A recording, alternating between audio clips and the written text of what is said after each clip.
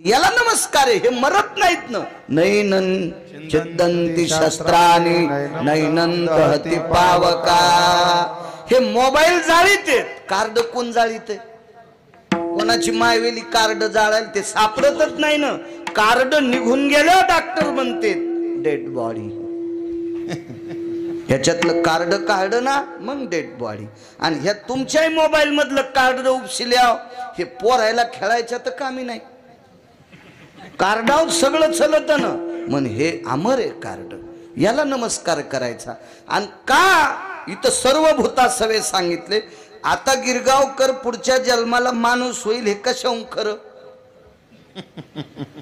बर ठीक आहे, माझ्यावर घेतल्यावर तुमची खसखस पिकली, तुम्हाला तरी माहिती आहे का तुम्ही माणसं होता म्हणून? हे तुमचं तुम्हाला तरी भान आहे का? नाही. मग आपण आता पाप पुण्य समान पावी जे कर्मभूमी. पाप जर जास्त झालं तर नरकाला, पुण्य जास्त झालं तर स्वर्गाला, आणि समसमान जर पारडा असलं तर मानवाचा जन्म. आता खालीवरी वगळल्याच्या नंतर उद्या जर गिरगावकर सर्पाच्या योनीत गेला तर ऊस तोडणाऱ्याला भेडवायला आहे, गरीबायलाच भेडवायला ना. सरप बंगल्यातल्या थोडाच भेडीत असतो आपण, आहे की नाही? ते बारीक गरीब लोकायलाच काम करणाऱ्यालाच भेडीतून. मग काय हा आत्मा कोणात जाईल याचा विषय नाही. म्हणून सर्व भूता असावे, वैर नकोय, वैर नकोय. साधन बरवे हेची एक निर्वैरतेचं इतकं मोठं साधन आहे, तरी अंगीकार करील नारायण. तर देव स्वीकार करतो. अंतःकरणात वैर नसावा. याच्या पुढचा गोड विलासा सांगितला. सोयरी पिशून समानची घडे. सोयरी ज्ञात आहेत, जिथं तुमच्या पोरी दिल्यात, ज्यांच्या तुमच्या पोरायला केल्यात, हे सोयरे. पण पिशून अर्थार्थी काही संबंध नसणारा वर्ग, अशा लोकांना सुद्धा हे सारखे वाटले पाहिजे. सारखे. शांतीब्रह्म एकनाथ महाराजांकडं नाल्या साफ करणाऱ्यांना सुद्धा पितृ स्वयंपाक जेव घातला. त्यांनी त्यांच्यात पितर जाणले, समान वाटलं, समान समान. सोयरे पिशून समान चिडे चित्त परवडे परोपकारी. त्याचं चित्त, त्याचं अंतःकरण उपकार करण्याविषयी असावा, तरीच अंगीकार करील नारायण. अन्यथा बडबडे तो शीन येणे वेन. शेवटचा टप्पा सांगितला. तुका म्हणे चित्त झाली या निर्मळ, तरीच सकळ केले होय. चित्त निर्मळ असलं पाहिजे. ज्याचं चित्त निर्मळ आहे त्यानं केलेलं परमार्थ हा केला असा होतोय. चित्त निर्मळ असा. चित्तानं सुद्धा पाप होतंय. तुम्हाला एक माहित असावा, पुराणातला द्वापार युगातला प्रसंग आहे. द्रौपदीनं कर्णाला पाठीमागून बघितलं होतं. पाहतसे पृष्ठभागा. द्रौपदीनं पाहिलं पाठीमागून, सुटसुटीत कर्णाचा बांधा.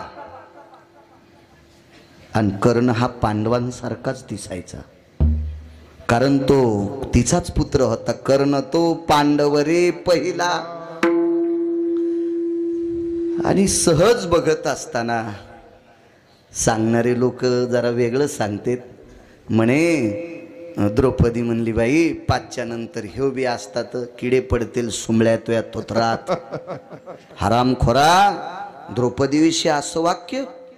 जगाचा बाप तिला बहीण मानित होता हो. तिच्याविषयी असं वाक्य. फक्त द्रौपदीनं कर्णाची पाठ पाहिल्याच्या नंतर आप्पा विचार केला, माझे एक मालक इकडं कोणीकडे आहेत. तर तितक्यामध्ये पातिव्रत्याचा अंक तिळा इतका ढळला होता. चित्तानं केलेलं पाप इतकं सुद्धा ढळायचं नाही. काय ताकद आहे. तुमचा ऊस कमी व्हावा असं मला वाटतंय, पण होतो का मायाच्यानं? मग काऊन येणार द्याला बाळ्या तू? उग फुकट कळण शेंडी वळवळे ना, काय गरज आहे का त्याच्याहून? हा, मला वाटतंय तुमचं पोरग नोकरीला लागून. आता शिकलन बाळ्या, तू या पोरानं तर खिडकीतून मास्तरला दगड आणले, ते कसं नोकरीला लागन? तुमचं वाईट व्हा मला वाटतंय, पण होतंय का माझ्याच्यानं? नाही. पण वाटलं तरी पाप आहे. मनानं मन संकल्पाची हो तीर्थ 360 सांगितले, नद्या त्याच्यापैकी 350 येतात. एकाही तीर्थाच्या बापाची ताकद नाही हे मन संकल्पाचे पाप आहे ते धुवायची, इतकी नालायक पाप असतात. म्हणून तुका म्हणे चित्त झाली या निर्मळ. निर्मळ चित्तानं केलेला परमार्थ अत्यंत टोकाचा असतो. तरीच सकळ केले होय तरीच अंगीकार करील नारायण, बडबडे तो शीन येणे वेन. साधा सोपा सरळ अभंगाचा अर्थ झालं कीर्तन विठाला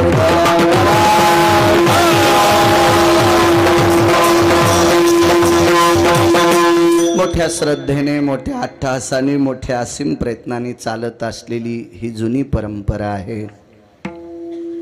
ज्ञानोबाराय तुकोबारायच्या नामाचा जयघोष, अन्नदान, फार जुनी परंपरा. आणि सारंगापूर नावाचं गाव, मला वाटतं मी फार दिवसानं एकदा तुम्ही मला आणलं होतं.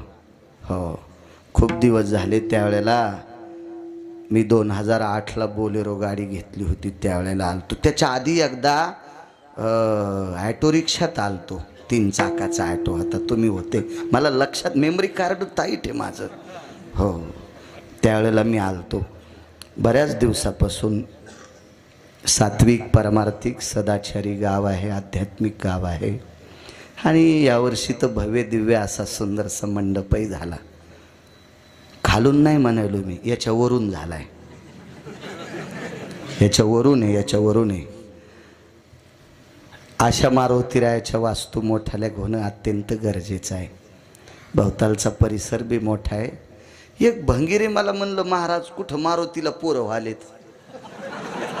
अरे सुंबळ्या, मारुतीला पोरं होत नाहीत, पण तू हे पोरं कुठं पैठणच्या तळ्यात बशी, तू का नालाय का? नाव मारुती राहायचंय, मजा कोण मारायलोत? आपण, आपल्यालाच बसायला झाला का नाही? वास्तूचा कार्यक्रम असेल, घरापुढं आप्पा एवढे माणसं बसू शकत नाहीत.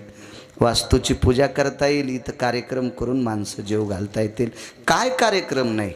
अहो, एखाद्या गरीबाच्या मुलीचं, मोठाली माणसं कुठं जातील, पण सर्वसामान्य माणसाच्या एका छोट्या खाणी सात्विक, तात्विक, सदाचारी, पुण्यशील गरीबाच्या मुलीचं लग्न झालं तर या मंडपातल्या सहकार्य करणाऱ्याला 100 पंढरपूरच्या वाऱ्या केल्याचं पुण्य प्राप्त होतंय.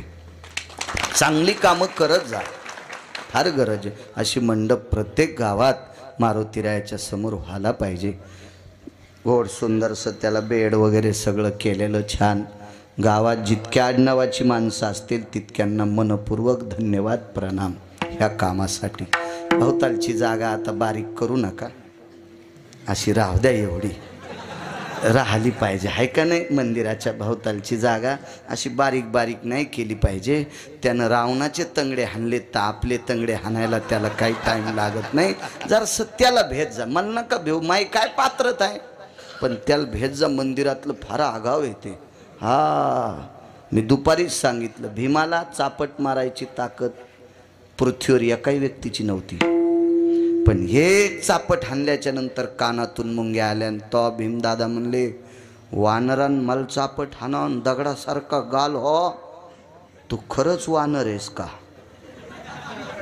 आधी भीम वानर म्हणूनच जाऊ लागले, त्याला वानर म्हणूनच. तर मारुतीराय म्हणले, म्या इतका ठोका आणल्यावर पृथ्वीवर एकही वाचला नाही, तू कसा वाचलास? तू कोणाचं पोरग आहेस? दोन्ही काही साध्या ताकदी नव्हत्या ना त्या. आणि मग मारुतीरायनं सांगितलं, मी हनुमंत, त्यांनी सांगितलं, मी अर्जुनांचा पांडवापैकी एक आहे.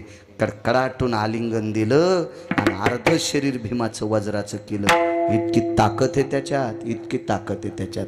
परिसर मोठा ठेवत जा, चांगलं आहे.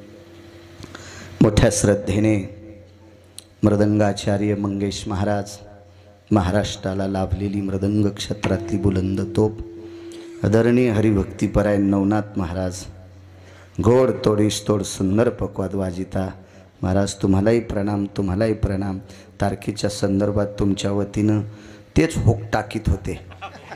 हो, बापूंना फोन केला उतरेश्वर बापूंना, आमचं हे डबकं बंद असते, म्हणजे मीच करीत असतो. 1-2 तास उघडायची आपली पात्रता आहे. महाराज तुम्हालाही प्रणाम.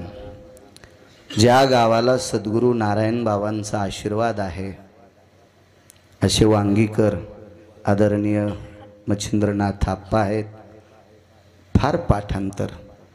तसेच उत्तरेश्वर बापू वांगीकर, खूप पाठांतर. गायन क्षेत्रातली लाभलेली आपल्या मराठवाड्याला बुलंद तोप आदरणीय पंढरीनाथजी महाराज कदम, तोप होते आपल्या महाराष्ट्राला लाभलेली. याही बाजूचे इनेकरी बाबापासून इथपर्यंत, त्याही बाजूचे इनेकरी बाबापर्यंत मस्तक माझा पायावरी या वारकरी संतांच्या साऊंड सिस्टीमवाल्यांना सुद्धा धन्यवाद. आणि ज्यांच्या वतीने मला इथे येण्याचा योग आला, आत्माराम सहदेव चोखट, उत्तम सदाशिव चोखट, दत्ता आसरोबा चोखट, विष्णू आसरोबा कागदे, राजेभाऊ रामकिशन चोखट, रामप्रसाद पंढरीनाथ चोखट, विलास तुकाराम चोखट आणि संतोष गणेश चोखट, हे 8 यजमान आहेत. इतके काय करायचे इतकुशा गिरगावच्या बाळूला. विठाला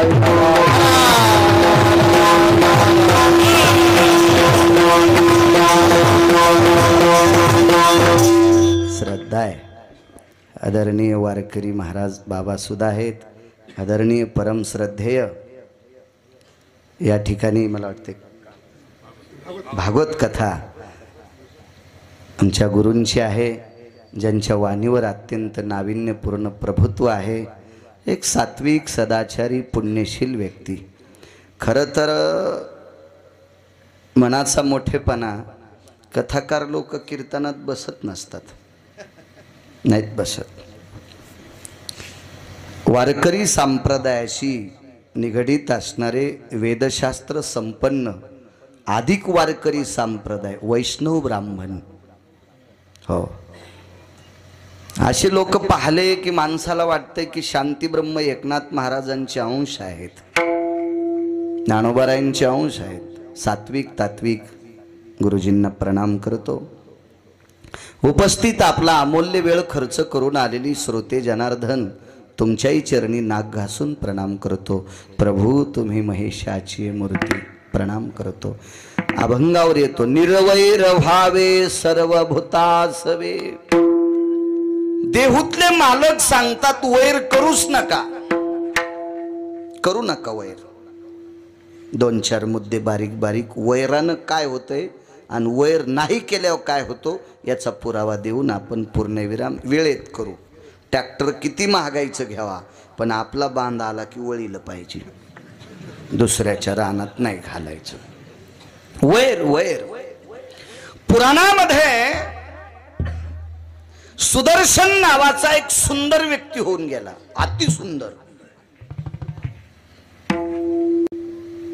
मामा, त्याचं नाव होतं सुदर्शन. पण तो एका देवतेपैकी होता दादा, विद्याधर नावाची देवता. इतका सुंदर, इतका सुंदर, इतका सुंदर, मदन त्याच्या पुढे चिल्लर होता. राजस कुमार मदनाचा पुतळा. चिल्लर आहे, चिल्लर आहे मदन, चिल्लर. मदन कोण आहे माहितीये? रतीचा पती मदन. सुदर्शनाच्या पुढे मदन हा चिल्लर व्यक्ती होता. इतका सुंदर सुदर्शन. पण एका महाराजाशी वैर केलं. रस्त्याने चालता चालता कमरेत मानेत वाकलेले महाराज आणि मित्राला म्हणला, देखो बला कैसे तेडे महाराज चल रहे. आपल्याला एखाद्या साधूला मानायचं नसेल तर मानू नका. साधू हा रंगारूपानं ओळखीताच येत नसतो, त्याला लायकी लागत असती. आणि बऱ्यापैकी अधिकारी लोक महत्व हरवी, चातुर्य लपवी, पिशेपण मिरवी, आवडवली. मोठ्या लोकांचं लक्षण असतं, ते साध्या परिस्थितीत राहत असतात.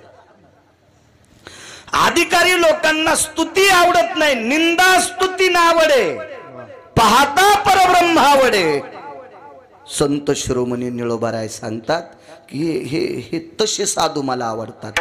निंदा स्तुती नावडे, पाहता परब्रह्म आवडे. हो काय, मग अशा महिमेतल्या साधूला आपण जर गबाळ्या म्हणलं, साधा म्हणलं तर आपली पात्रता आहे का? नाही. साधू मनोनी उपहासिते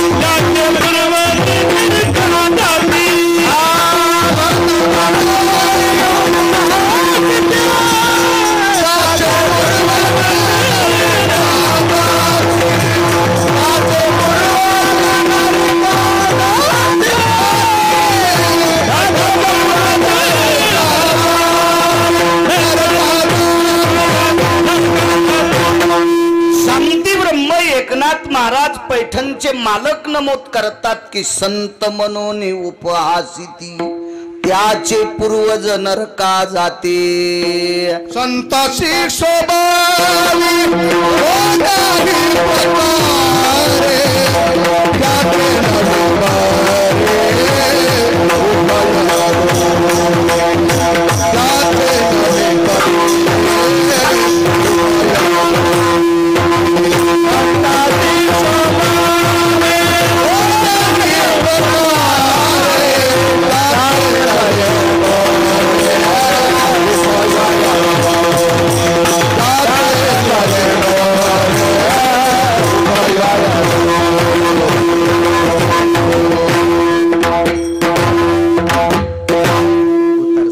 काय म्हणले आप्पा?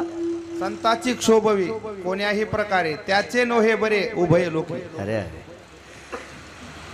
तुम्ही कुठल्याही भावानं जर साधूवर शोभ आणला तर त्याचं कधीच भलं नाही, कधीच भलं नाही, कधीच भलं नाही. आवडत नाही दुरून जावा. एक जुनी म्हण होती, ज्या गावाला जायचं नाही त्या गावाचं नाव कशाला विचारायचं. काही गरज नाही ना, गरज नव्हती. अहो जगात एक नंबरचा सुंदर सुदर्शन रावणाच्या पत्न्यांच्या दातांचं वर्णन पौर्णिमेच्या चंद्राच्या तेजाशी केलंय. अगा निशापती भययम दंत कांती जायते लंकेशास्थित कामिनियो सौंदर्यानस्तते वचा. पौर्णिमेच्या चंद्रासारखे दात त्यांचे टवटवीत चमकायचे, तर त्याच्याही पेक्षा सुदर्शनाच्या दाताचं वर्णन करत असताना अब्राय भय जायते नक्षत्रो, या सगळ्या नक्षत्रांची कांती तेच त्याच्या दातात, इतका सुंदर. काय गरज होती महाराजाची चेष्टा करायची. मला वाटतंय वळईनं नीट बसावानं, लय वळ्या इस्त्याच्या लग्नाला जात्यात. येते का वापस वळईस त्याच्या लग्नाला गेल्या वापस येते का? हाय का नाही आगाऊपणा. मग जगात सुंदर आहे, काही गरज होती का? त्या साधूची चेष्टा केली. वैर सांगतोय वैर. चेष्टा केल्यावर साधू काही म्हणत नव्हता देवा, कारण मोठी माणसं हत्तीच्या अंतकरणाची असतात. हत्तीला बघा किती कुत्रे भुकते, ते त्याच्या मस्तीतच चलत आहे. त्याला माहिती आहे ना हे डसलं की बोचर होतंय. भुंकोनिया सोन लागे हत्ती पाटी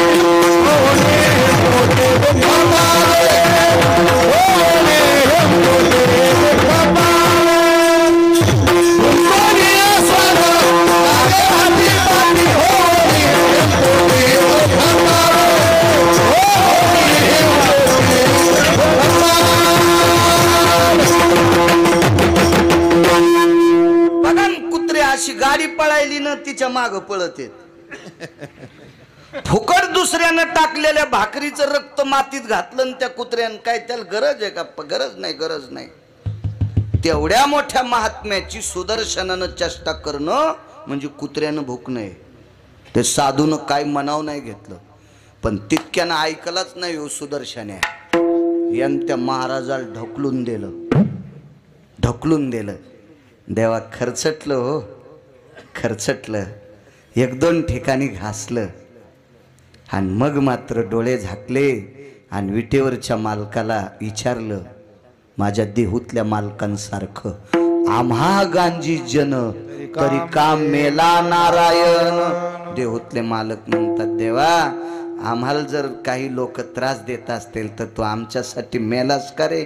आम्ही जना भ्यावे देवे.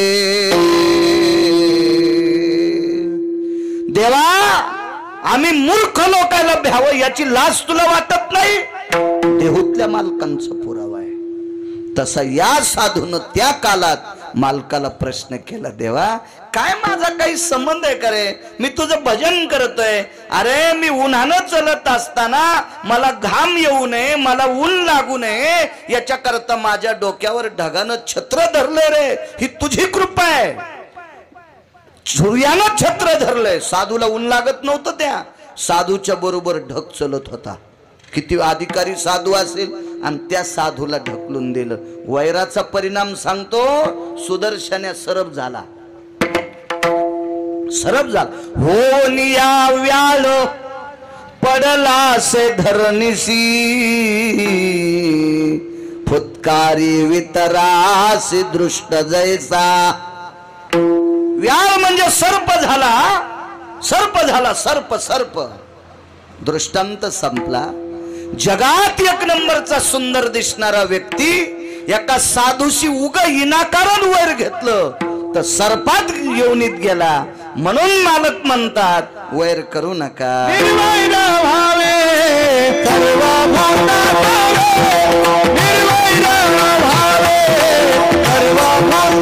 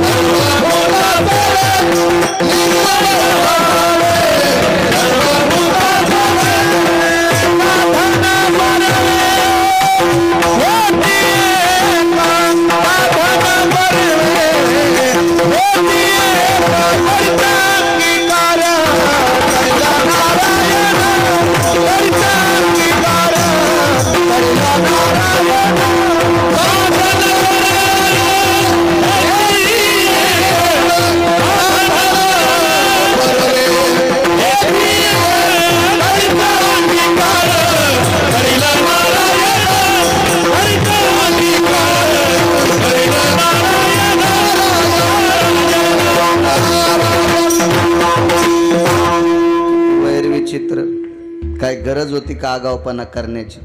गेलं बोंबलत सर्पाच्या योनीला. उद्धार झाला द्वापार युगात. ते भाग सोडून द्या, पण नव्हतं येत ग थोडं अंगावे. फुकट घेतलं फुकट हे वैर. वैर 7व्या अवतारात 2 भावायचं भांडण.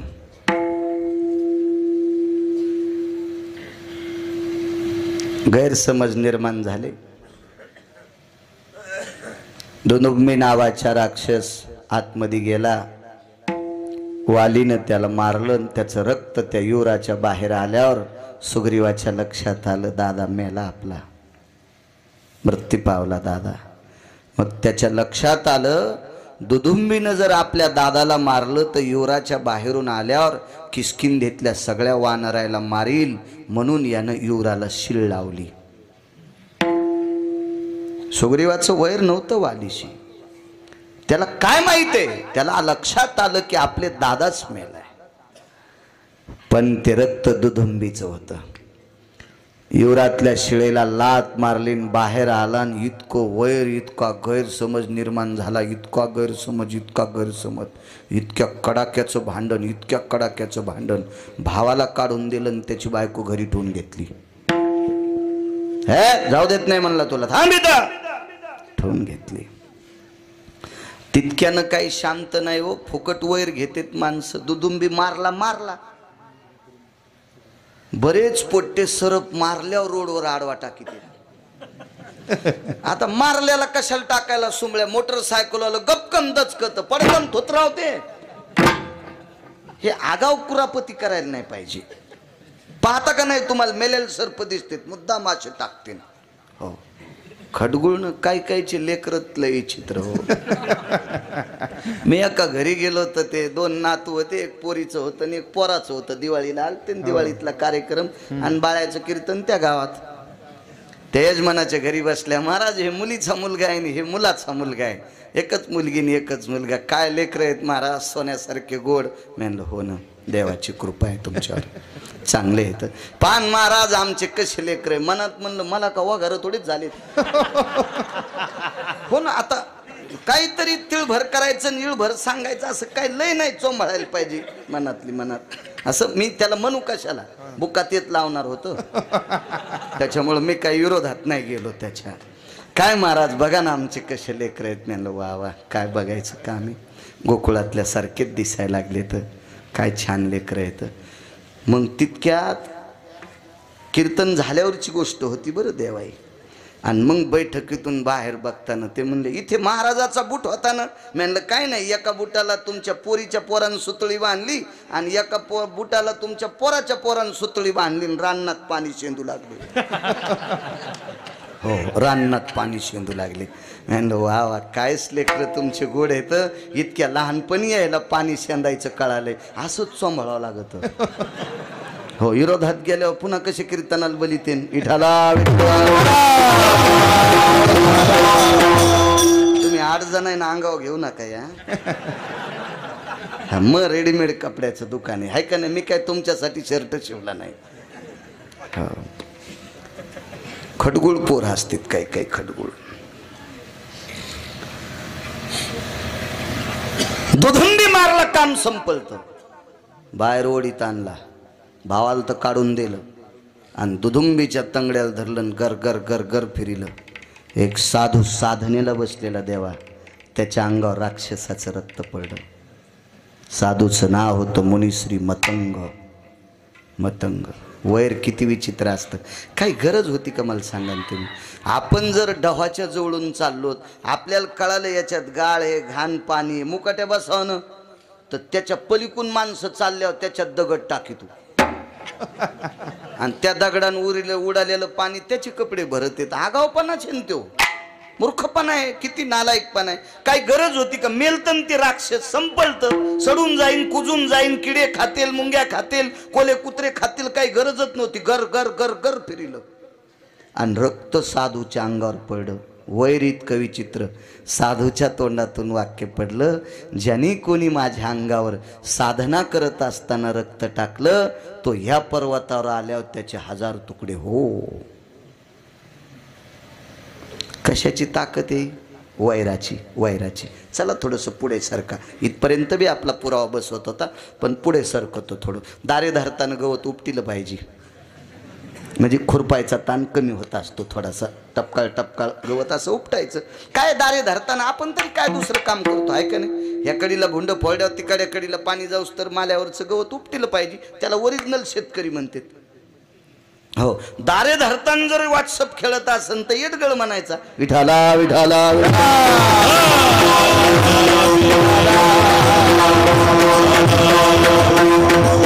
आणि तितक्या येडपाटाला पपेची मायचं गीता येते होय.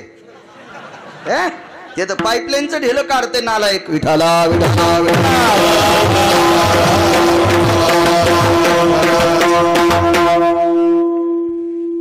दोन भावाचा वाद झाला. श्रुतीशास्त्र सांगते वाद मिटवायची ताकद पंढरपुरातल्या मालकात होती. वाद मिटवायची ताकद पंढरपुरातल्या मालकात होती. महाराज एवढी अधिकारी वालीची बायको होती, इतकी अधिकारी तारा. ठराविक स्त्रियांच्या यादीमध्ये तिचं नाव आहे. आणि जगाच्या मालकानं वारीला संपवलं. ऐकण्याच्या मानसिकतेत मध्ये होता, पण संपवलं. वैर सांगू तुम्हाला, मरता मरता तोंडातून वाक्य पडलं, देवा अरे तू जगाचा बाप आहेस रे, विश्वाचा मालक आहेस, तुला काय करता येत नाही, काय करता येत नाही. तू जर मला समजून सांगितलं असतं तर मी सुग्रीवाला किष्किंधेचा राजा केला असतं, माझा अंगद युवराज झाला असता आणि मी निमूटपणे झोपाळ्यावर बसलो असतं रे. पण तो मला मारलंस. मरता मरता वैर जाग झालं. लक्षात घे, पुढच्या अवतारात मी तुला बाण मारीनच. भिल्ले विंधिले सारंग. मागच्या जन्मातलं वैराचं गठुड पुढच्या जन्मात आलं आणि देवाला सुद्धा त्या वैराची पोचपावती फेडावं लागली. म्हणून देहूतले मालक पहिल्या कडव्यात वैर व्हावे सर्वभूताचे, वैर व्हावे सर्वभूताचे, वैर व्हावे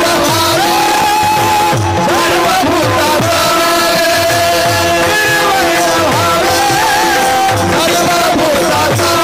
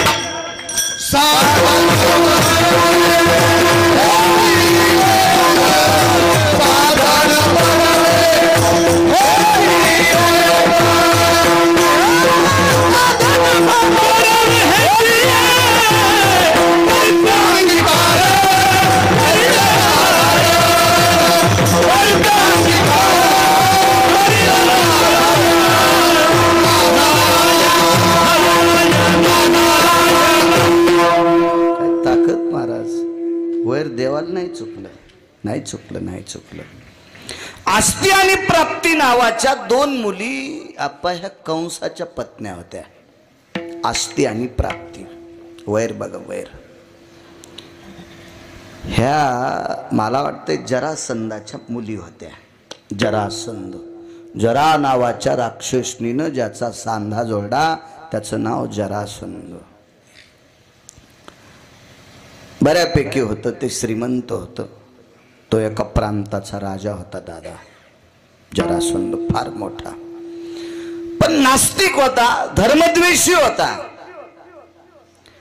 परमार्थावर आतुर त्याची जलोशी होती.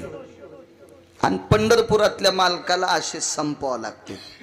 यदा यदा हि धर्मस्य ग्लानिर्भवति अभ्युत्थानं धर्मस्य तदात्मानं परित्राणाय साधूनां विनाशाय च दुष्कृतां धर्म संस्थापनार्थाय संभवामि युगे युगे. प्रत्येक युगात, प्रत्येक कालात ह्या हरामखोरायला संपविण्यासाठी त्याचा अवतार. भगवान त्याला संपवण्यासाठी अर्जुनाला आणि भीमाला घेऊन गेले. तर एक माझ्या 27-28 वर्षापूर्वी एक गोडशी पंक्ती वाचिल ती मी.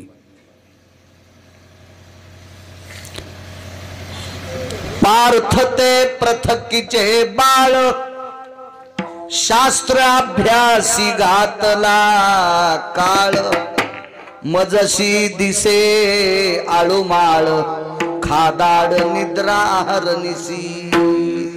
तो जरासंध म्हणत होता, हे अर्जुन आणला का मला मारायला?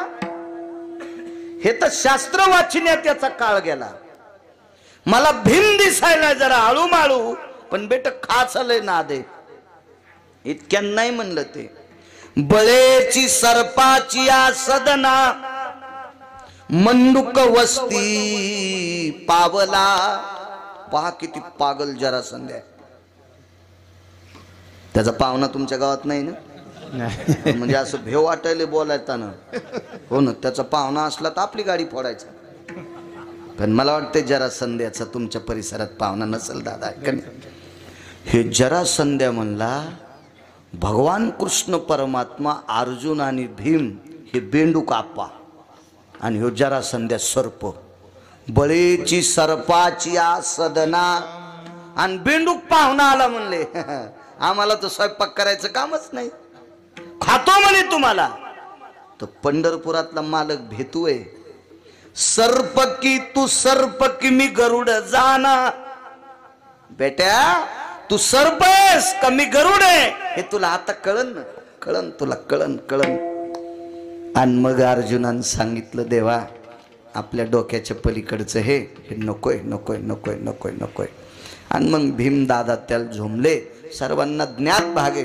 भीमाने जरासंधाला असं टर टर टर टर टर टर टर टर टर टर दोन तुकडेच केले, ऊसाच्या खपल्या केल्यासारखं.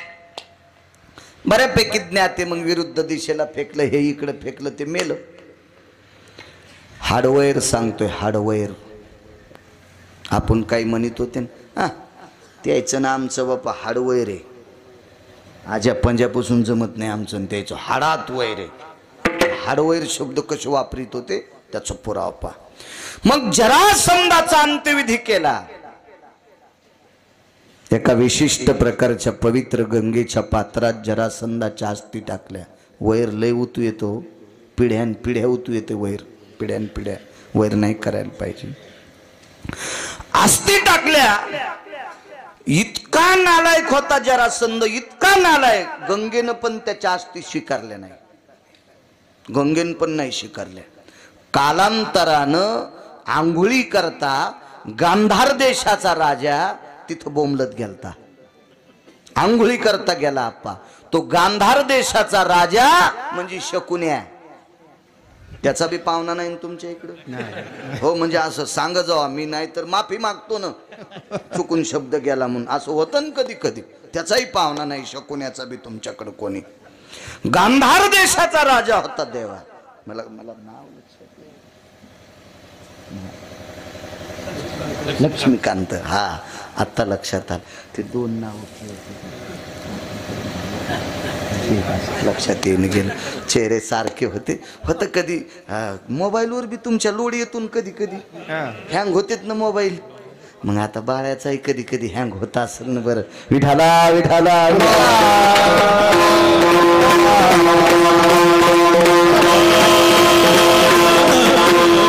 वर्य लक्ष्मीकांत महाराज, आता लक्षात आलं. आंघोळी करता शकुनी गेला आणि आंघोळ करता करता द्रोणात आस्ती आल्या. द्रोणात आस्ती आल्या. आस्ती डोक्यावर पडून कानाकून वगळत असताना नालायकाच्या कानात नालायकाच्या आस्ती बोलल्या. नालायकाच्या आस्ती पंढरनाथ बोल नालायकाच्या कानात बोलल्या. आणि मग त्या दिवशी लक्षात आलं, हे आपल्या कामाचा खेळ दिसतो गडे. वैर वैर सांगते, किती लांबून आले वैर पाणी. त्यांना आस्ती तिथंच गंगेच्या पात्रात बाजूला एक दगड टेकला. आस्ती अशा घासल्या, तोळड्या घासून घासून घासून घासून त्याच्या गोट्या तयार केल्या. आता लुडो नावाचा खेळ आहे चोखट दादा, ह्यो शकुनीपासूनच आलेला आहे. हे असे ती लुडो नावाचा खेळ. गोट आता हे मोबाईल मधली गोटी उमरीकर पालथी होती तेव्हा अशा गोट्या फेकावं लागायच्या. सोकटी नावाचा खेळ, पण त्याला नामांतर केलं, त्याला लुडो म्हणले. म्हणजे चांगल्या चांगल्याला लुडबडून टाकलं, त्याचं नाव लुडो. लुडो खेळ सोकटी आहे, सोकटी. त्या अस्तीच्या गोट्या तयार केल्या. शकुनीला संपवायचे कोण होते सांगता येईल का तुम्हाला? पांडव का कौरव? कौरव. कोण संपवायचे होते? कौरव. आणि कौरव शकुनीचे कोण होते? सख्खे भाषे. आणि शकुनी कौरवाचा कोण होता? सक्का मामा. आणि पांडव कोण होते? बहिणीचे पुतणे. हो, पण शकुनीला संपवायचे कोण होते? बहिणीचे पुतणे का बहिणीचे पोरं? पक्क सांगा, उग काही नका. बहिणीचे पोरं. हा, बहिणीचे पोरं बापू पक्का. फजिती होईन बरं. आप्पा बघा, गावकरी आहेत काहीतरी बघा, त्याला म्हणा अंगाव येईल असं करू नका. विठाला विठाला. वा बापू वा वा वा, तुमचंच ऐकलंय. बहिणीचे पोरं संपवायचे होते. कारण सांगू, दुर्योधनाला पोहता चांगलं येत होतं, जलक्रीडा करता येत होती, पाण्यात जास्त पोहता येत होतं. आणि एके दिवशी दिवाळीला गांधार देशात आला आणि बहिणीच्या घरी एका सरोवरात पोहत असताना लपंडाव खेळत होता. आणि लपंडाव खेळणे म्हणजे पाण्यातली पाण्यात टिवणे, पाण्यातली पाण्यातला लपंडाव. तुम्हाला वडाच्या झाडावरचा एक लपंडाव माहीत असेल ना? ज्यांच्या पॅन्टीवाल्याला काही माहीत नाही, हे फक्त जुन्या लोकांना माहिती. तुम्ही आपलं हो म्हणी जा. बैर दोनदा हसत, एकदा पुढचं हसल्यावर एकदा, आणि ते काऊन हसलं कळाल्यावर दोनदा. तसं जिनच्या पॅन्ट. तुम्हाला काय माहिती वडाचा ते खेळ? ह्या पारंबील धरून तिकडं उडी, तिकडं उडी, इकडं उडी, इकडं उडी. हाही खेळ पांडवांच्याच काळातला होता. हो, वरच्यानं शेंडी जरी धरली तरी राग नव्हता. अरे उपटून येत शेंड्या, रक्ता भंबाळ टाळू होतो त्या. कारण तो खेळच होता तसा. धरायची शेंडी ती ठेवायची. पाण्यातला लपंडाव सुळकी मारून त्याला पाण्यात पकडायचं, त्याच्यावर राज यायचा. हा लपंडाव नावाचा खेळ खेळला. दुर्योधनानं चूक केली वारकरी बाबा. मामाचे 4 पोरं मांडीत दाबले पायाखाली, मरुस्तर वरीत नाही येऊ दिले. पण सख्खा भासा आहे आणि भारत देशाच्या राजाचं पोरग आप्पा, याच्याकरता बळेविन शक्ती बोलू नये. मोठा माणसाची लेकरं आहेत, बहिणीचे पोरं आहेत. पण पोटात खिचडी शिजत होती, गत गत गत गत गत गत गत गत. बहिणीच्या एका पोट्ट्यानं मग 4 मारले, पण बहिणीचं एक बी जितत होणार नाही, एक बी जिवंत ठेवणार नाही. वैर सांगायलो, वैर वैर वैर एक बी जिवंत ठेवणार नाही. आणि जरासंधाच्या हाडाच्या गोट्या तयार केल्या. घरावर तुळशीपत्र ठुलं शकुन्यानं आणि बहिणीच्या घरच्या भाकरी खाल्ल्या. वैर सांगतोय वैर. 7व्या अवतारात लक्ष्मणाच्या हाताने ते नाक तुटलेली बाई कोण होती? शूर्पणखा. हिचं पोरग मारण्यात आलं. ते कालास्त्राची तपश्चर्या करू लागलं. कालास्त्र मला प्राप्त व्हावा, कारण लंकेत 18 लोक होते. अस्त्रांच्या साधना केल्या. हो, कुंभकर्णानं इंद्रपदाची साधना केली. पद देऊ लागले, पण सरस्वतीनं सांगितलं याला जर इंद्रपद दिलं तर हे देश विकून टाकीन, याला देऊ नका इंद्रपद. म्हणून त्याच्या जिभेवर ब्रह्मकन्या बसली आणि इंद्रपद मागण्यापेक्षा निद्रपद मागितलं. निद्रात मागितली. निद्रा झोपूत लागलं ते. हो, कालास्त्र, शूर्पणखेचं कार्ट. अस्त्रदेवच्या त्या लक्षात आलं याच्या हातात जर अस्त्र पडलं तर जगातला कुठलाही व्यक्ती जिवंत ठेवणार नाही, राक्षस सोडून सगळ्याला मारलं असतं. आणि म्हणून लक्ष्मणजी फळं आणायला गेले. अस्त्र आसडलं आणि लक्ष्मणजीच्या हातात पडलं. अस्त्र किती तेजस्वी म्हणून जाळीवर मारलं. ती जाळी होती वेळूची जाळी. येळूला आळंदीतले मालक साबरी म्हणतात. आणि येळूच्या बुडाला शूर्पणखेच्या नालायक कट्ट्याचं, जगाचा नाश करणाऱ्या कट्ट्याचं रक्त लागलं. साबरी वाढिन्नल्या सरळा, वरी फळनात पोकळा, कास्तन झाले गळा शेळीये जैसे. म्हणून येळूचे नळे करीत असते पेरायला. नळे करते, पण पहिली मूठ धान्याची पेरावं लागती शुद्धात. येळूची जर आंधळी काठी म्हाताऱ्याच्या हातात दिली तर म्हातारं 4-2 वर्षानं लवकर मरत आहे. हो, म्हणून म्हाताऱ्यानं येळूची आंधळी काठी नाही घेतली पाहिजे. आंधळी काठी कोणतीला म्हणते? आणि डोळस, खालच्या कांड्याचा डोळा आणि वरच्या मुठीतल्या कांद्याचा डोळा सरळ असला की काठी डोळस, आणि खालच्या कांड्याचा आणि वरच्या कांड्याचा डोळा नाही जुटला की समजायचं आंधळी. टपकलत म्हातारं काय दिवसाला. हो, आंधळी काठी अशी घेत नसते. त्याच्या पाठीमागं वेगळे शास्त्र येतं. पण थोडंसं आता बैल 2 आणि जमीन 300 एकर, मला तरी कशी पाळी घालता येईल इतकी? मला सांगायचं 1-1.5 तासात सगळं समजून घ्या. येळूच्या बाबतीत असं फार काही वेगवेगळे तत्व आहेत येळूच्या बाबतीत. पुन्हा असो, यालाही मारलं. तो अस्त्र साधनेची तपश्चर्या करत होता. चला इकडे या. आणि मग त्या गोट्या केल्या.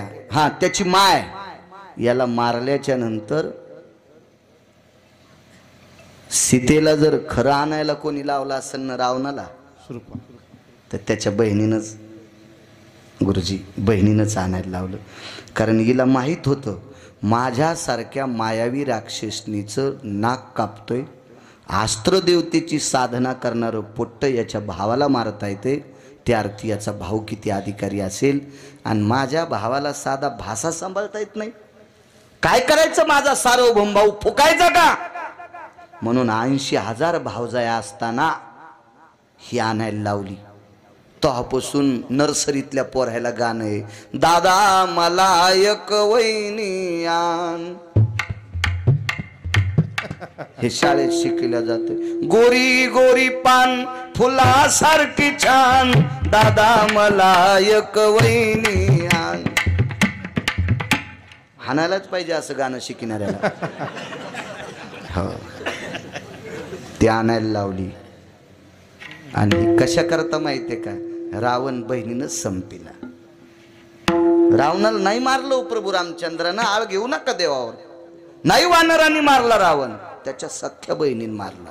सख्या बहिणीने. चला इकडे पुढे. तिनं घरावर तुळशीपत्र ठुलन भावाचीतले तुकडे खात होती. इकडे गांधार देशाचं राज्य सोडून दिलं. इंद्रप्रस्थावर आला. तिथून हस्तिनापुरात थांबला. आपल्या बहिणीच्या घरी थांबत होता. आणि बहिणीच्या पोरायला देवा पत्ते खेळायला लावले. हे लुडो खेळायचा नाही ना, हे सोकटी खेळायची नाही. सोपं सांगतो, पत्ते. आणि त्या गोट्या फेकायला सांगितल्या. तर हे हाड शकुनीला बोलत होते, आप्पा हडायनं सांगितलं रे पांडवायन मग वाजिलं बरं मला पांडवायपैकी भीमान मारलंय मला त्याचा बदला घ्यायचा आहे. तर शकुनी इतका धूर्त होता त्याला माहित होतं पांडव संपत नाहीत कारण ते भजन करणारे होते ना.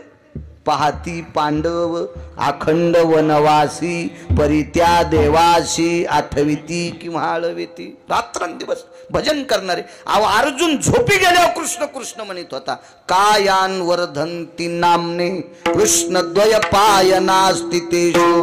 काया म्हणजे शरीर याच्यावरचे रोम सुद्धा कृष्ण कृष्ण म्हणत होते. इतका भक्तीनं असा गदगदित झालेला. गोविंदाचे ध्यान निचलिया जाग्या आणि बोलती न बोलती आणि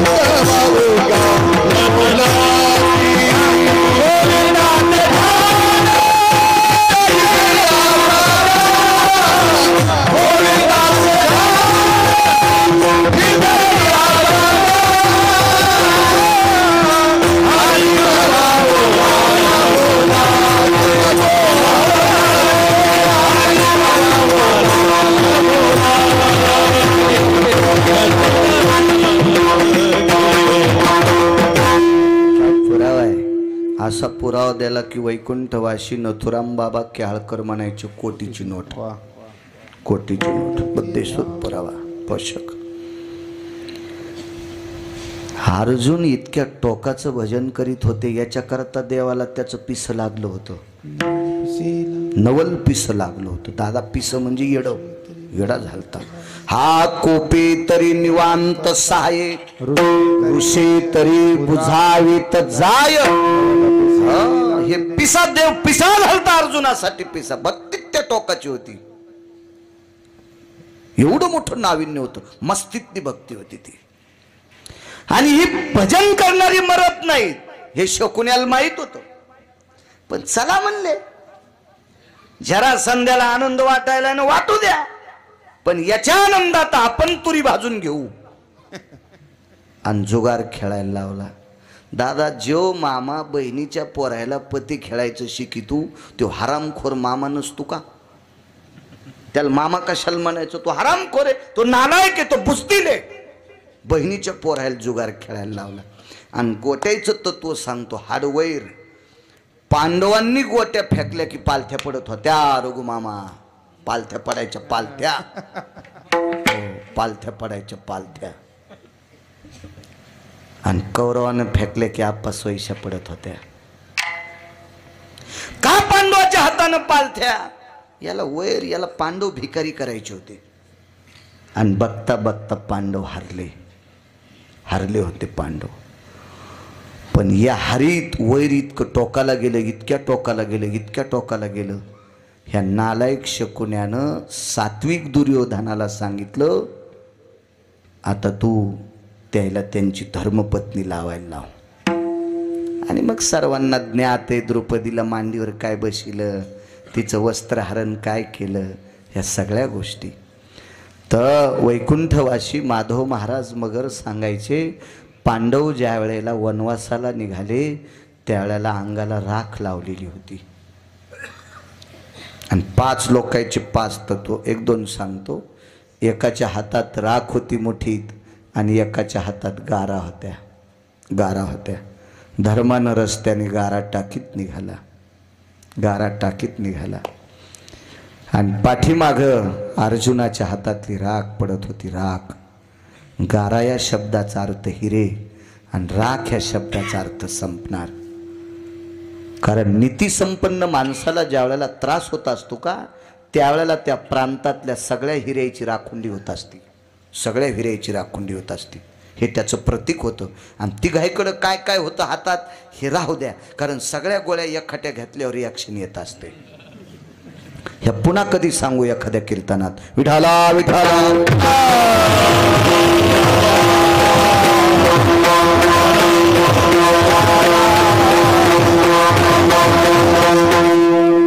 आणि त्या हाड वैरामुळे पांडव वनाला निघाले.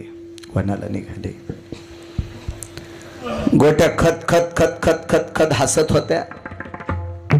ज्यावेळेला पांडव वनवासाला निघाले त्यावेळेला गोट्या हसत होत्या, गोट्या हसत होत्या. आणि शकुनी सुद्धा हसत होता. शकुनी पण हसत होता. नियतीनं प्रश्न केला. नियतीनं प्रश्न. नियती कोणाला सोडित नाही. तुम्हाला एक माहिती असावा आप्पा, कौरव मारल्याच्या नंतर अर्जुन हसत होता आणि कृष्ण परमात्मा रडत होते. कौरवातले 5 लोक मेल्यावर अर्जुन हसत होते आणि कृष्ण परमात्मा रडत होते. त्याच्यापैकी एकाचं नाव सांगतो, कर्ण. तर नियती कोणाला सोडित नाही दादा. नियतीमध्ये मारुतीरायाच्या अंतकरणात नियतीनं संचार केला आणि मारुतीराय भगवंताला विचारत होते, देवा तू आणि तुझ्या मेहुण्यानं मिळून कर्णाला मारलंय. पंढरनाथ बुवा, मग दोघांना मिळून मारलं, एक हसायला आणि एक रडायला. हे नाटक काय तुमचे? हे कसं नाटक आहे तुमचं? मिळून तर दोघांना मारलंय. एकट्या अर्जुनाला कर्ण मरत नव्हता आणि एकट्या कृष्णालाही मरत नव्हता. तो भारतीय युद्धातला शिव होता, मानवी. मग दोघांनी मिळून मारला. एक रुदंती को भवा, हास्यास्थित को भवा. एक का हसायला, एक का रडायला? तर भगवंतानं सांगितलं, मारुतीराय उत्तर मिळल, पण वेगळं वेगळं विचारा. एकट्या जोगायला जवळ असताना काही विचारू. युद्ध संपलं आणि बाजूला गेले. अर्जुनाला विचारलं, का हसतो? मा शत्रू गेला, पठ्याचा वैरी संपलाय, याच्याकरता हसतोय. देवाला विचारलं, का रडतो? महाभारतातला इमानदार गेला, महाभारतातला इमानदार गेला. इमानदार महाराज पूजेला बसल्याच्या नंतर जगाचा बाप भिक्षुक्याच्या रूपात आला. गुरुदेव भिक्षुक्याच्या रूपात, आणि पूजा करता करता उठणार नाही. कवचन कुंडला आप्पा फेकून दिले, घेऊन जाय.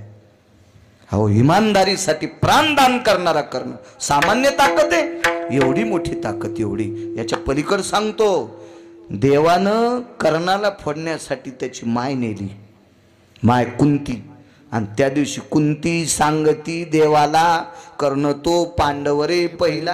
एखाद्या वेळेस शपकही पुरावा असला तर पण कोण्यातरी प्रतीतला आहे. आप्पा गाण्यापेक्षा हे बरं आहे. हे गाणे फाणे म्हणतात ना, त्याच्यापेक्षा हे बरं आहे, बरं आहे, बरं आहे. पहिला आहे तर कुंतीने सांगितलं, तू माझा मुलगा आहेस.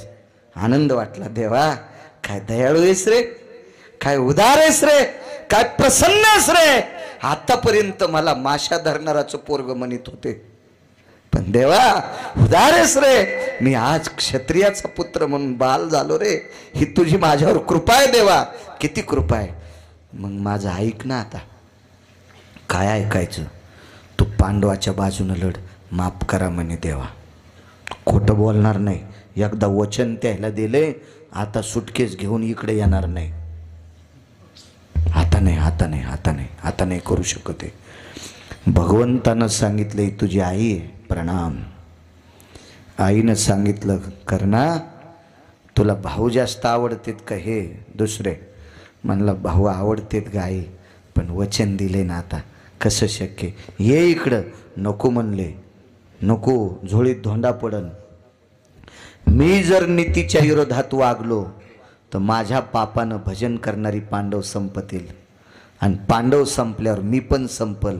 तुझी कुस रिकामी होईल ग, तुझी कुस रिकामी होईल. आई तुला मी एक महत्त्वाचं सांगतो, पांडव जर हरले आणि कौरव जिंकले तरी तो पोरग जिवंत आहे, आणि कौरव मेल्यावर जर कर्ण मेला तर पांडव जिवंत राहिल्यावर तरी तो बकिटातच चेंडू आहे. ताण घेऊ नको. आईला शेवटच्या टप्प्यात उपदेश करणारा पण आपली बाजू न सोडणारा, महाभारतातला धर्मापेक्षा सत्यवादी. धर्म खोटं बोलले, वदविले मुखे नारायणे धर्मा, अंगुष्ठ त्या कर्मासाठी गेला, गेला, अंगुष्ठ त्या कर्मासाठी गेला,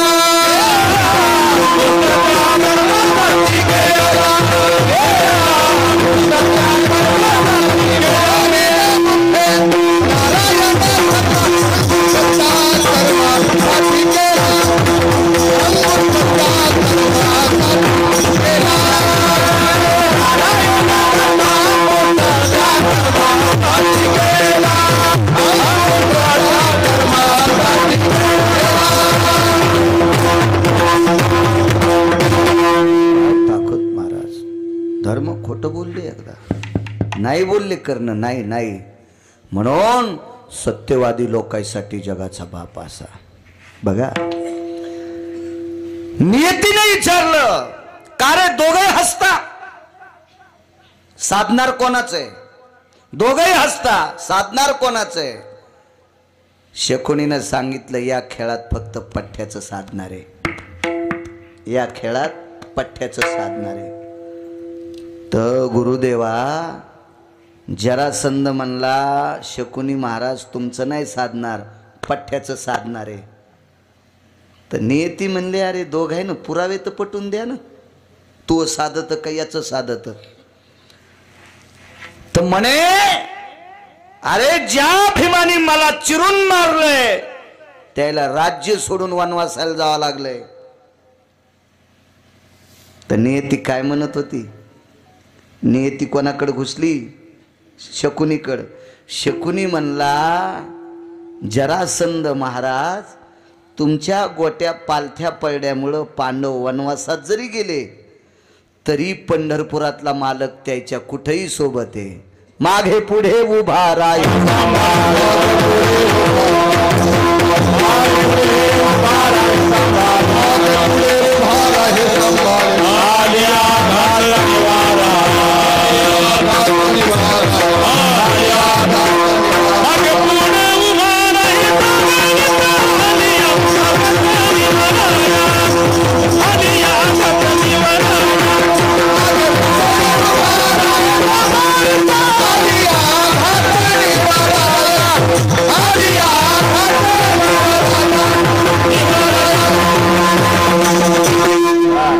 वनवासात जरी असेल तरी माग पुढे देव उभा मागे पुढे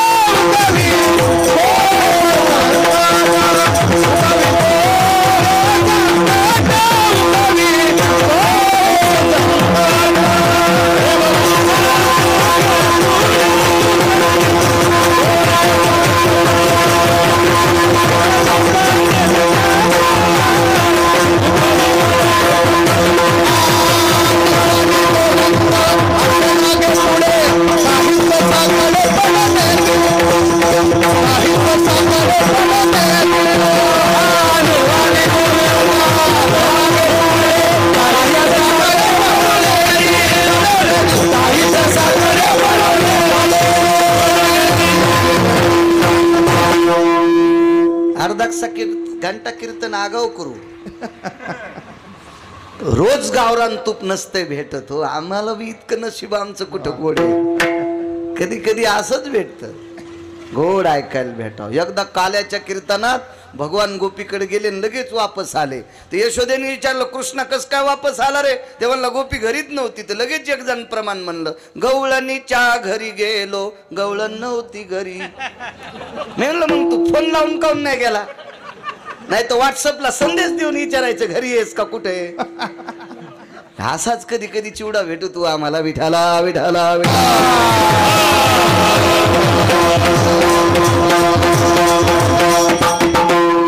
विरोधात जाता येत नसतं ना, यजमानानं बनलेलं असतं ना.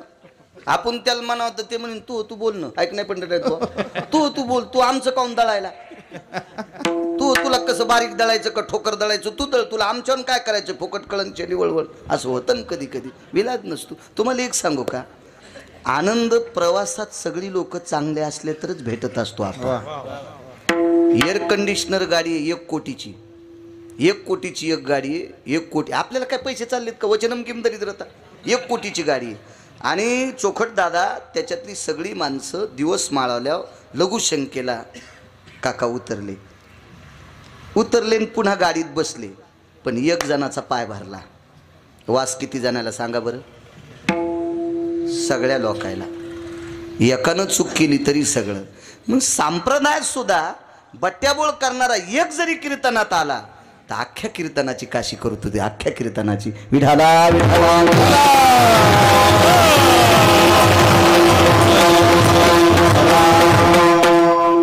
त्यानं सांगितलं बाजू माझी पक्की आहे, पांडव वनवासाला गेले. शकुनी म्हणतो अरे नियतीनं प्रवेश केला. शकुनी इतका गोड बोलत होता आप्पा, त्यानं सांगितलं नाही, पांडव वनवासाला जरी गेले तर जगाचा बाप त्यांच्या पाठीमाग आहे.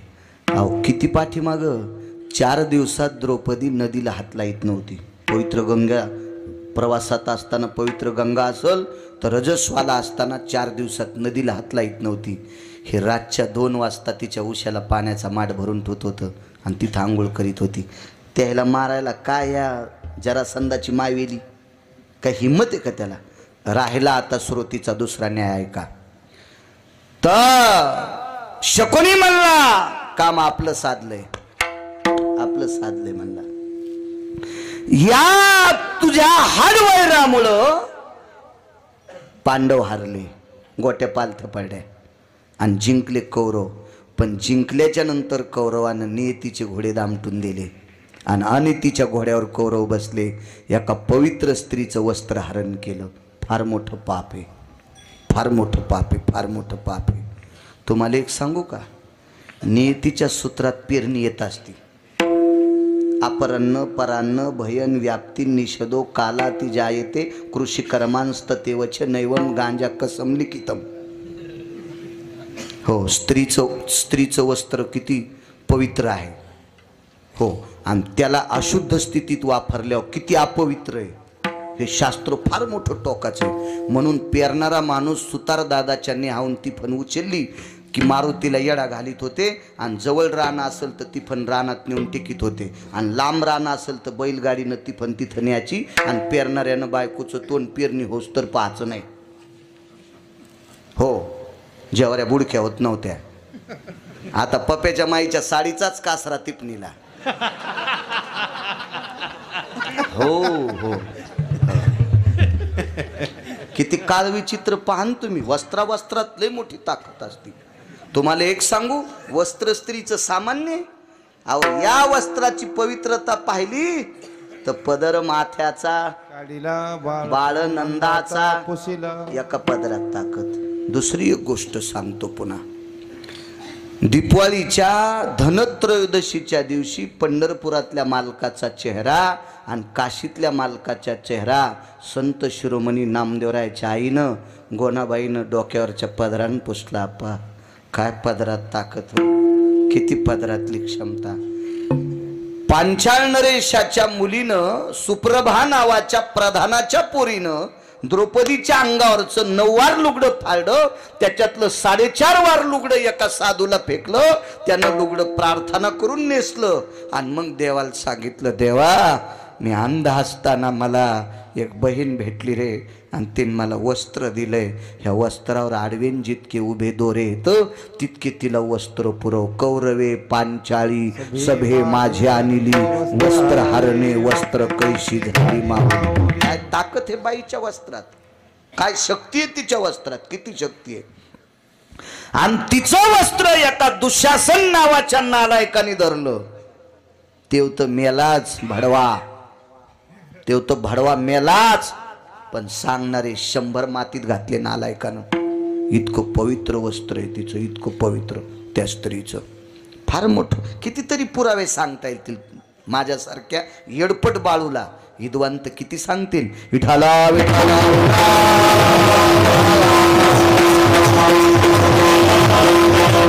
नियतीनं संचार केला आणि शकुनी सांगतोय जय आपला आहे, आपला जय.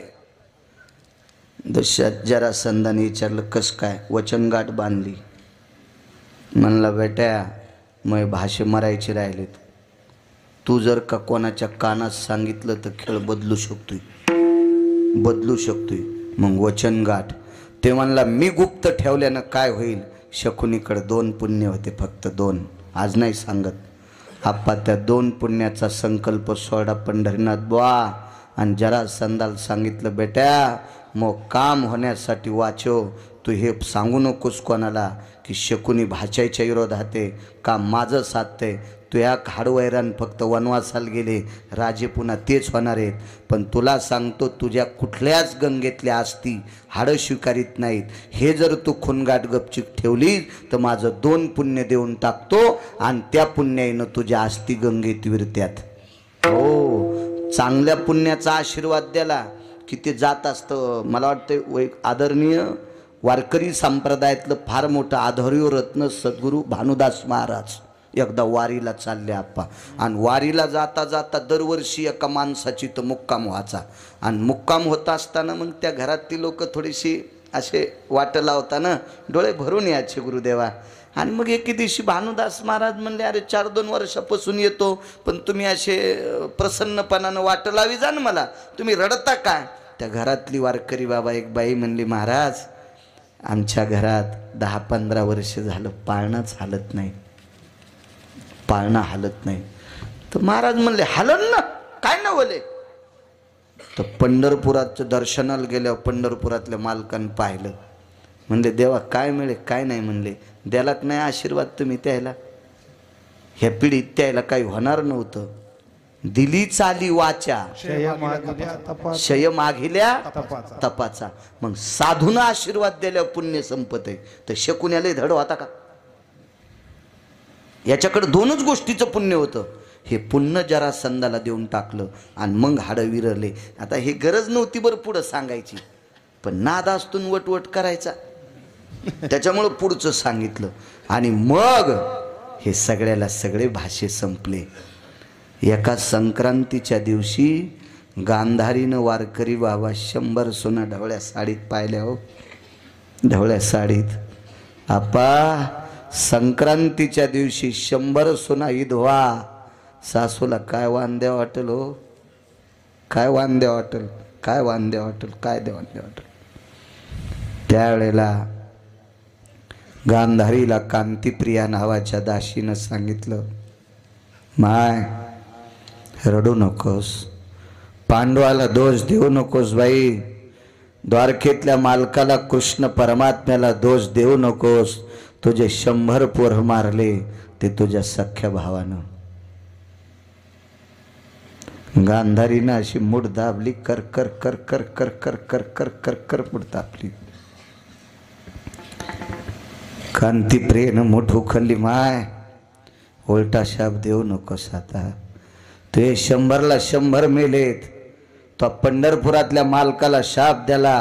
प्रभास क्षत्राव त्याचे वज्र जर सोडून दिला, वज्राला एका भजण्याचा प्रसाद भेटला होता, गुणीजनाचा नाही बरं, भजण्याचा, वारकऱ्याचा प्रसाद. तो वारकरी सुदामदेव, त्या पोह्याच्या प्रसादाने 1 पोट्ट वाचलं चोखट दादा, बाकी सगळे मेले तुझ्या शापानं. कांतीप्रिया नावाची दासी सांगते. आणि बाई शकुनीनं जरी पाप केला असेल तर त्याच्या कुळातले लोक वाईट नाहीत ग, तू गव्हासोबत किडायला दळू नकोस. आणि शापावर मूठ उकलली कांतीप्रिया, ब्रह्मज्ञानानं परिपूर्ण अशी दासी होती. मग तिनं सांगितलं, का ग माझा सख्खा भाऊ सख्या बहिणीचे पोरं का मारील?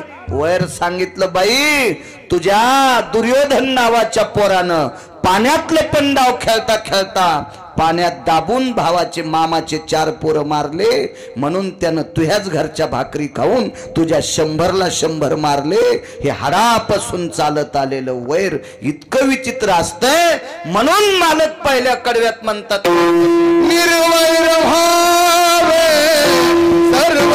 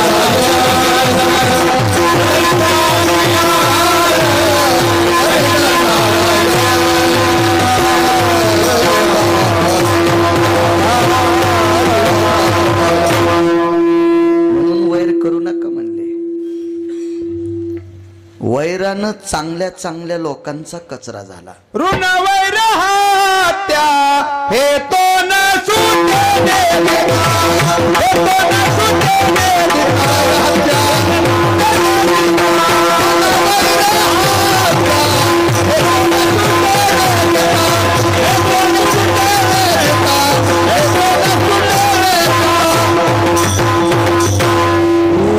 फेडावच लागते, हत्या फेडावच लागती. हो, वैर फेडावं लागते. फार विचित्र काम या वैराच्या बाबतीत.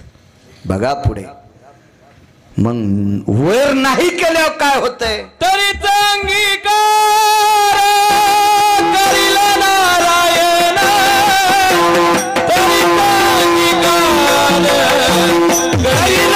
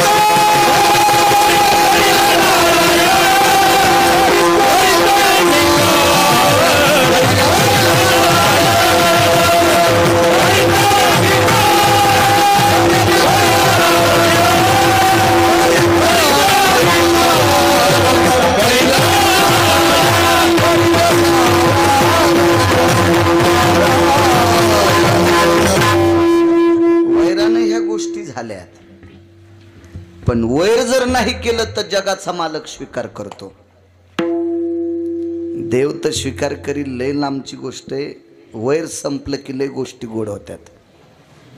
रामेश्वर शास्त्री नावाचे फार एक अधिकारी शास्त्री होऊन गेले, 400 वर्षापूर्वीचे शास्त्री. मगा जे शास्त्री सांगितले हे आपल्या कळण्यातले शास्त्री, पण 400 वर्षापूर्वी पंढरीनाथ बुवा शास्त्री होते. रामेश्वर शास्त्री बहुलकर, विद्वान. तुकोबरायचा गाथा पाण्यात टाकला.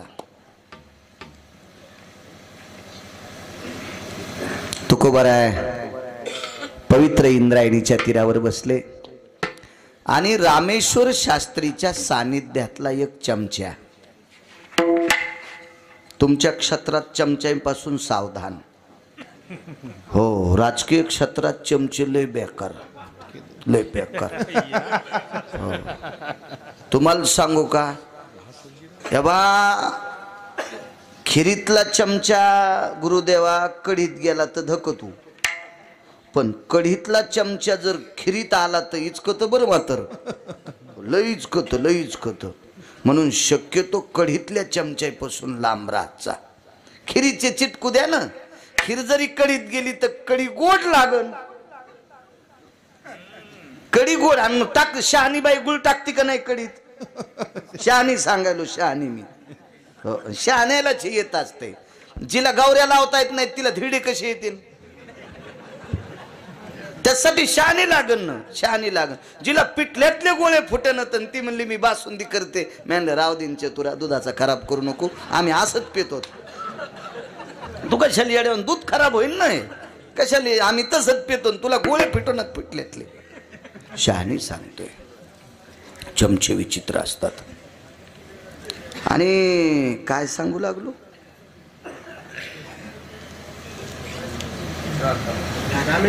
रामेश्वर शास्त्री. तर रामेश्वर शास्त्रीच्या सानिध्यातला एक चमचा तुकोबरायाकडे गेला. तर तुकोबराय काय डोळे उघडीत नव्हते, देव आल्या उघडी नव्हते. पण रघुमामा यानं जास्त आग्रह केल्यामुळं डोळे उघडले. काय म्हणले? आपण शास्त्रींकडनं आलात? जी जी. काही नाही म्हणे, शास्त्रींनी तुमचा गाथा पाण्यात टाकला याबद्दल काय? शास्त्रीच्या बाबतीत मी खालीवरी बोलणं जिभेला किडे पडतील. तुकोबारायचं व्यवत बरं का, तुकोबारायचं पद. शास्त्री शास्त्री येतं, त्यांना हे उचित अनुचित कळतंय, निष्ठ अनिष्ट कळतंय. मी त्यांच्या बाबतीत काय बोलणार आहे? तर ह्या कढीतल्या चमच्यानं दादा शास्त्रींना येऊन सांगितल्या.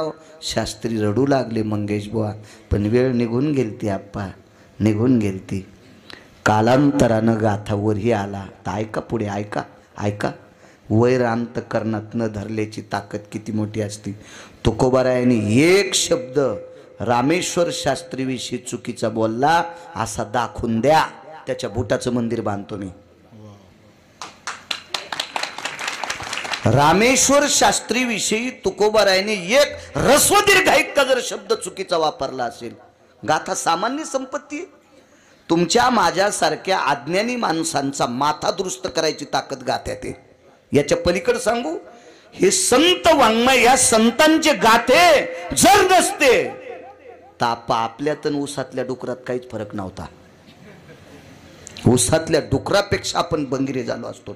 ह्या गाथ्यांनी आपण वाचलोत, ज्ञानेश्वरीनं वाचलोत, ह्या ग्रंथ संपदेनं आपण वाचलोत. हे संतांचा अधिकार आहे. तर कालांतरानं गाथा तुकोबारायचा पोरी आला. आता हाच चमच्या रामेश्वर शास्त्रीला विचारतोय. म्हणून मी नेहमी सांगत असतो, फुटक्या दुर्नायपासून सावधान. फुटके दुर्ण कामाचे नसते. काय होतं माहिती आहे का वारकरी बाबा? फुटक्या दुर्नात वरण वाढलं की चपाती ओस्तरच गळून जाते. मग कुत्र्यावानी चपाती खावा का कोरडी? त्याच्यापेक्षा फुटक्या दुर्नात वरण घेण्यापेक्षा चपाती अशी कुस करायची आणि त्याच्यावर वरण घ्यायचं. पण फुटक्या दुर्नातलं वरण चपाती संग खाऊ देत नाही. मग फुटके दुर्ण तुमच्या क्षेत्रात तर फेकून दिले पाहिजे. हो, फेकून दिले पाहिजे. फुटके दुर्ण कामाचे नसतील, कामाचे नसतील. तर हा फुटका दुरण तुकोबारायला तसं बोलला. तर तुकोबारायचं मनोगत रामेश्वर शास्त्रींना सांगितल्यावर रामेश्वर शास्त्रीच्या डोळ्यातून पाणी आलं. आणि आता गाथावरी आल्यावर हाच फुटका दुरण तुकोबारा रामेश्वर शास्त्रीला म्हणत होता, तुम्ही गाथा पाण्यात टाकला, तुमची काय काय आता काय तुमचं मनोगत आहे? तर रामेश्वर शास्त्रीनं आरती दाखवली. आरती 2 कलरची होती. आरतीचे वरचे कडवे काळ्या पेननं होते आणि शेवटचं कडवं लाल अक्षरात होतं. तर ह्या खबऱ्यांनी रामेश्वर शास्त्रीला विचारलं, शास्त्रीजी वरचं कडवं काळ्या अक्षरात आहे, खालचं लाल अक्षरात का? अरे तुकोबारायची आरती लिहित असताना दौतीतली शाही संपली. शेवटचं कडवं लिहित असताना मग हा कलर कुठून आणला? रामेश्वर शास्त्रीनं सांगितलं, रंग नाही रे, रंग नाही, रंग नाही, रंग नाही. टाक मांडीत टोचला आणि मांडीतलं रक्त काढलं आणि रक्तानं शेवटचं कडवं लिहिलं, तुकिता तुलनेशी ब्रह्म तुकाशी आले, मनोनी रामेश्वरे चरणी मस्तक ठेविले. ताकद कशाची आहे? गाथा पाण्यात टाकला तरी वर केलं नाही. म्हणून गाथा पाण्यात टाकणारे रामेश्वर शास्त्री आरती लिहून शिष्यत्व पत्करतात आप्पा. म्हणून मालक पहिल्या कडव्यात म्हणतात,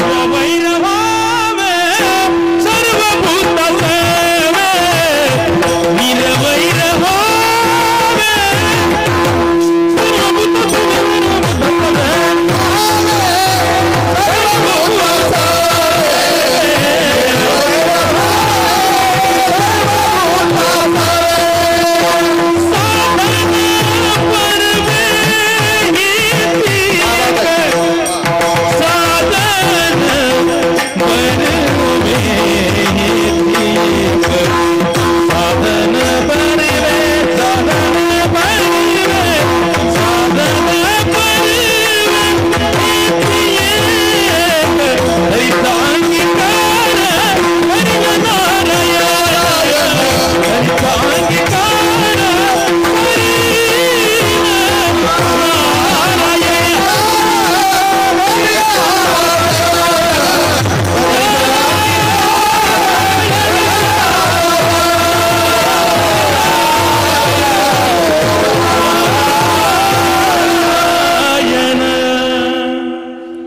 काय ताकद आहे निर्वैराची. तुमच्यातल्या माझ्यातल्या काही पांचट लोकांनं शकील नावाच्या तांबोळ्याला पैसे दिले. त्याचं नाव होतं शकील तांबोळी, मुसलमान. त्यानं त्या पैशाचे गुरुवर्य पानं आणले. पानं किती चावीन म्हणून त्यानं पानं कुटले आपा, त्याचा तांबूल केला आणि तोंडात घेऊन नाथांच्या अंगावर थुकला. यवन अंगावरी प्रसाद देवोने मुक्त केला.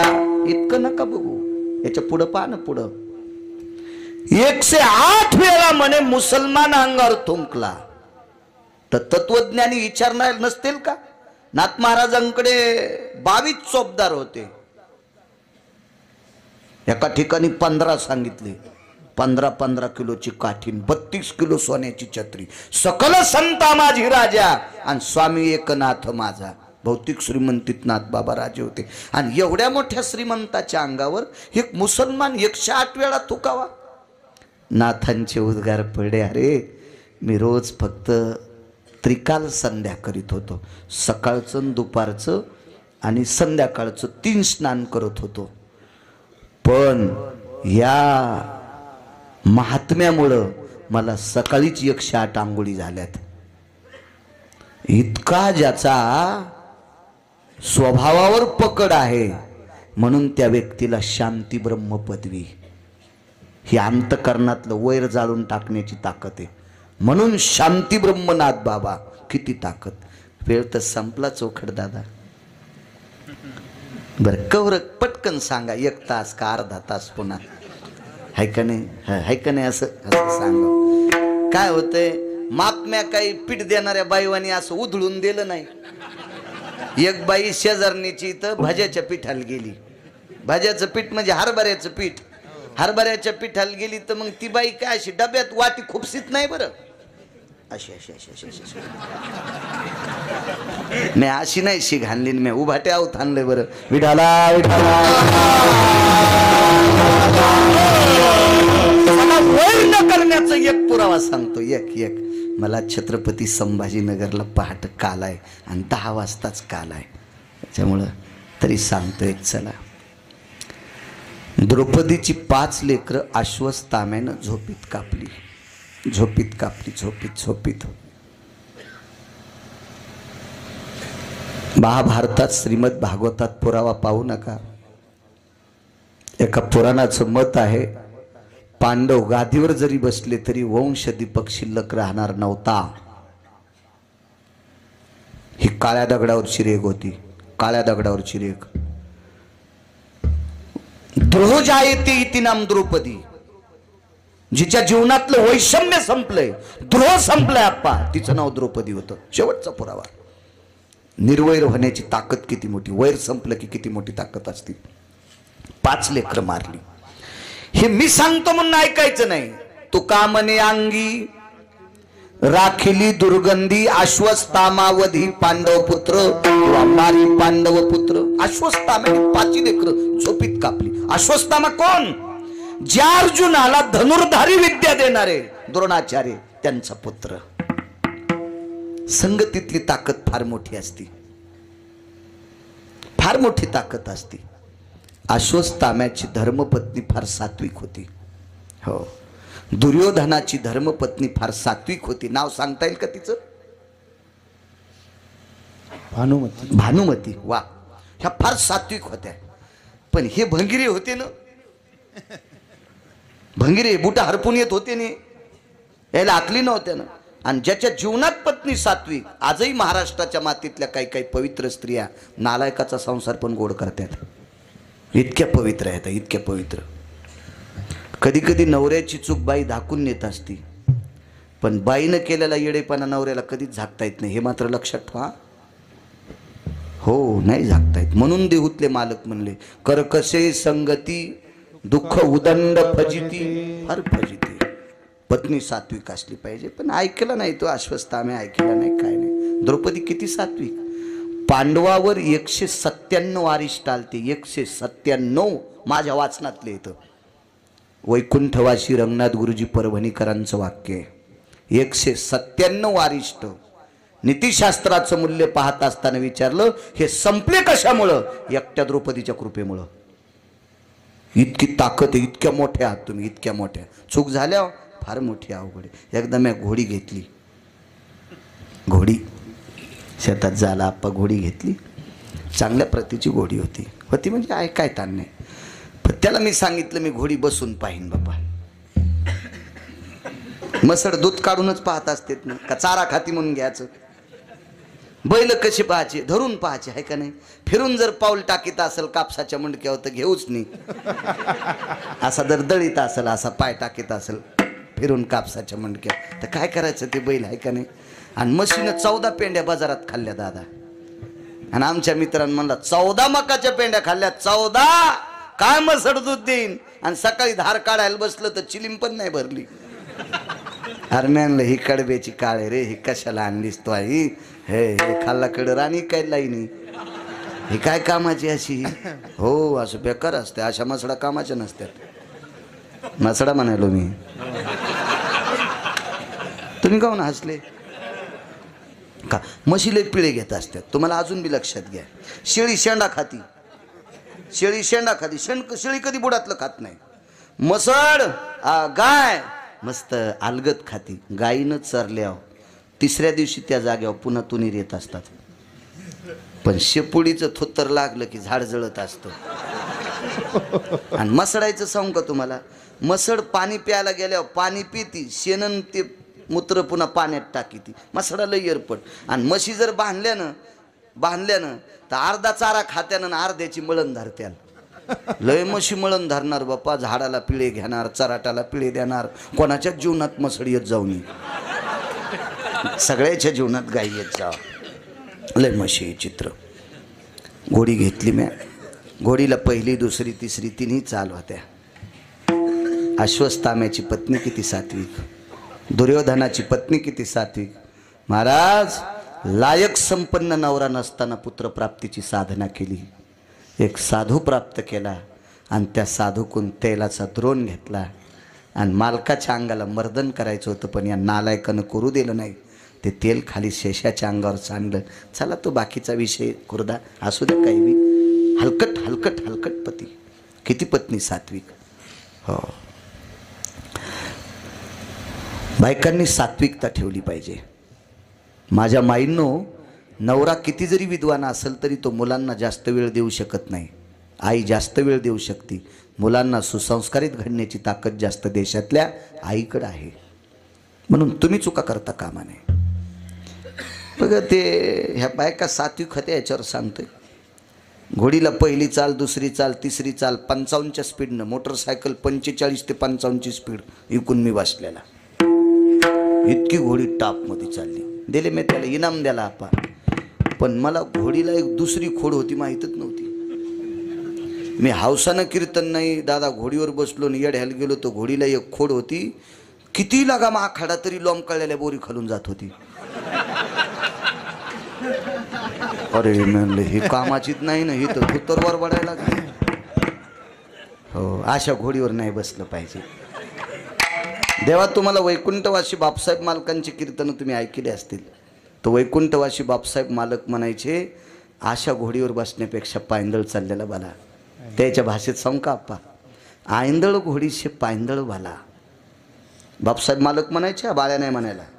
आयंदळ घोडीशे पायंदळ भला आणि अवकुशळ बायकुशे रांडका भला. तुम्ही याला बी हसायत लागले. काय सात्विक बायका होत्या, काय सात्विक. राजे हो, कौरवाचं सत्व हरवू नये म्हणून भानुमतीनं महाराजाच्या रूपात आलेल्या देवाला दागिने काढून द्यावा. कर्णाचं ऐकून काय ताकद, काय स्त्रिया होत्या हो, काय अधिकारी स्त्रिया होत्या. ऐकलं नाही. द्रौपदीची 5 लेकरं कापली. अश्वत्थामा आरोपी आहे, खांबाला बांधला आरोपीला. धर्माला विचारलं काय शिक्षा द्यायची? त्यागे स्वदेशायाम, आमचे 5 मारलेत.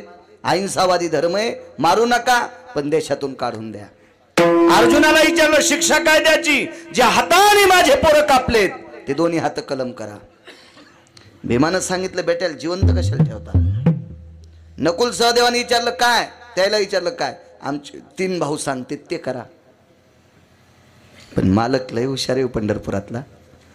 मालकानं सांगितलं धर्म भीम अर्जुन नकुल सहदेवा तुम्ही बाप आहात, बाप.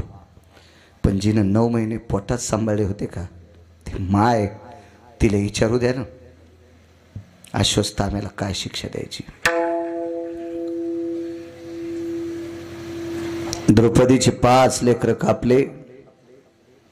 अर्जुनाचा पुत्र सुभद्रेला झालेला अभिमन्यू चक्रव्यूहात मृत्यू पावला.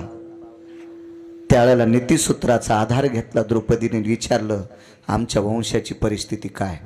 काही नाही म्हणले, तुमच्या वंशात पांडव राजे होणार पण त्यांच्या पश्चात गादीवर बसण्यासाठी कोणी राहणार नाही. रडू लागली द्रौपदी. काय करायचं माझ्या मालकाला राज्य असून, ह्या राज्यावर बसण्यासाठी जर पुढे कोणी नसेल तर हे राज्य तरी काय करायचं. ही रक्तरंजित गादी आहे, ही रक्तावरची चिखलाची गादी आहे, काय करायची ही गादी. नीतिसूत्रानं सांगितलं बाई तुझ्या पुण्याईच्या बळावर या वंशासाठी दीपक वाढेल. तर वैर विसरण्याची ताकद शेवटचा मुद्दा पाय का. खांबाला अश्वत्थामा बांधलाय. अश्वत्थामा चिरंजीव आहे बाप्पा, चिरंजीव आहे अश्वत्थामा, चिरंजीव. पण एक लक्षात घ्या, काहीतरी व्यंग अश्वत्थामाला करता येत होतं. ही देवाची ताकद आहे. त्याला काय करता येत नाही. देवचतुर देवचतुर जाणून अंतर्वर्त त्याच्या डोक्याला काय डोकं लावायचं आपण. द्रौपदीला विचारलं ताई दादा आलास होय. तुम्हाला एक पुन्हा मुद्दा सांगतो. वैकुंठवासी भागवतातलं एक रत्न रामचंद्रजी डोंगरोजी महाराज, धारूरकर शास्त्री, चक्रांकित शास्त्री सांगायचे, ज्या वेळेला द्रौपदीला विचारलं ताई यांना शिक्षा काय द्यायची, तर द्रौपदीने विचारलं दादा तुझ्या सख्या बहिणीचा मुलगा भीष्माचार्यांनी धारातीर्थी पाळला, जयद्रथांनी लात मारली, त्यावेळेला तू सुभद्रेला भेटण्यासाठी आलास आणि माझे 5 लेकरं अश्वत्थाम्यानं कापलेत. तू भेटायला 27व्या दिवशी काय येतोस. उत्तर काय दिलं असेल. सुभद्रेच्या डोळ्यातलं पाणी पाहिल्यानं माझ्याही डोळ्यात पाणी आलं ग. सख्या बहिणीचं पोरग मेलं, ती रडत होती, तिच्या डोळ्यातलं पाणी पाहिल्यानं माझ्याही डोळ्यात पाणी आलं ग.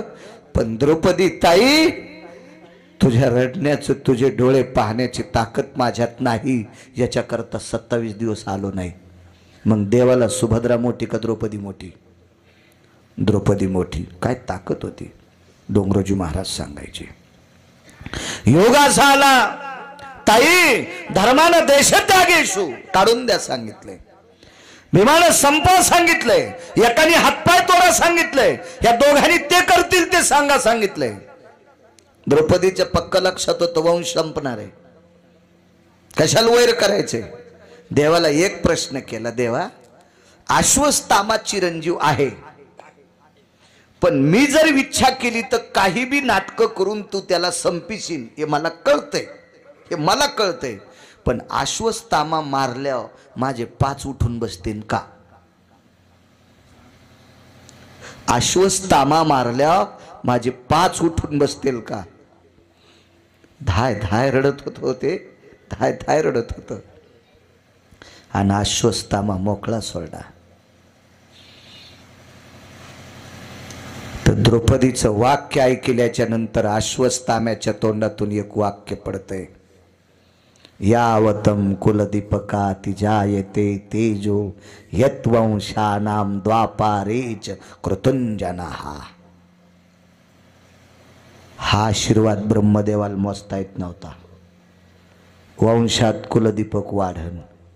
आणि हे नालायक दुर्योधनाच्या कानावर गेला, नालायक दुर्योधनाच्या कानावर.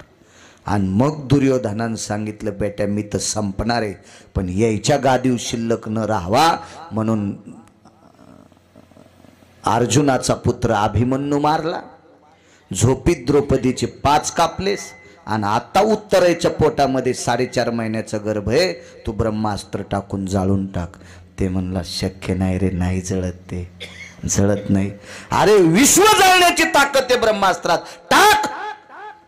आणि टाकलं ब्रह्मास्त्र तर उत्तरेच्या अंगावर पडल्यावर बाप्पा त्याचं पाणी झालं पाणी.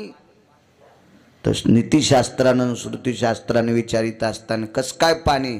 अरे आशीर्वादच यानं द्यालता वंश वाढन. कशाचा आशीर्वाद आहे?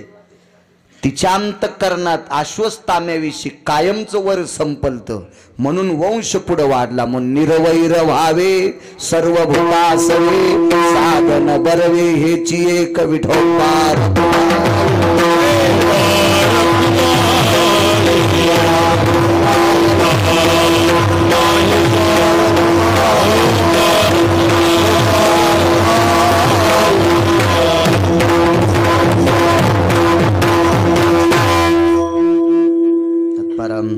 सहदेव चोखट असतील, उत्तम सदाशिवराव चोखट असतील, दत्ता आसरोबा चोखट असतील, विष्णू आसरोबा कागदे असतील, राजेभाऊ रामकिशन चोखट असतील, रामप्रसाद पंडित पंढरीनाथ चोखट असतील, विलास तुकारामजी चोखट आणि संतोष गणेशराव चोखट या 8 सद्भक्तांमुळे इथे येण्याचा योग आला. तुमच्यामुळे मला विटेवरच्या मालकाचं ज्ञानोबाराय तुकोबारायचं नाम घेण्याचं या पवित्र सारंगपूरमध्ये मारुतीरायाच्या दरबारामध्ये मला कीर्तन करण्याची संधी मिळाली. तुम्हाला 8 जणांना धन्यवाद. मृदंगाचार्य महाराज दोन्ही, गायनाचार्य सगळी मंडळी, सगळ्यांना प्रणाम करतो आणि माझ्या वाणीला विराम देतो. ज्ञानेश्वर